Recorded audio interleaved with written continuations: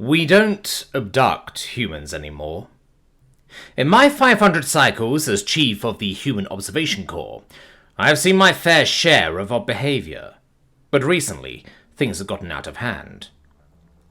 Back before the humans discovered electricity and mass communication, we could usually rely on humanity's collective penchant for superstition.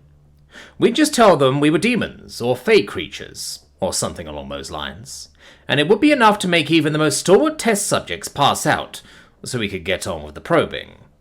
No questions, no trouble, just how we liked it.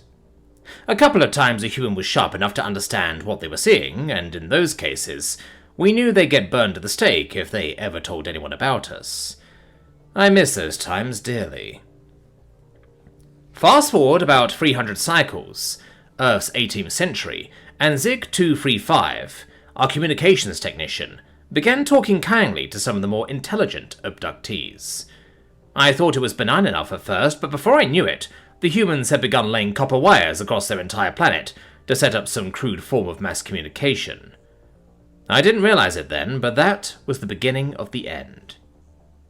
During Earth's mid-20th century was when we really began second-guessing our mission. Sure, we still fish out the typical hillbilly, but there was also when we started to encounter some genuine freaks. On several occasions we find that these weirdos actually remembered what happened, and began to worship us as gods afterward. Took 534, our behaviorist, really lost a lot of skin mucus trying to understand why. To tell you the truth, I don't think he'll ever recover from trying to come up with a good answer. It is now Earth year 2025, and I'm afraid we'll be ending this mission prematurely. Just last subcycle, all 14 test subjects were truly bizarre. One of them kept accusing us of being the IRS. He wasn't even from the region known as the United States. Another kept pulling out his glowing rectangle and exclaiming that he was way too faded off the Zaza, and that he was on his way to Hyperborea. Our linguists still can't make heads or tails of it.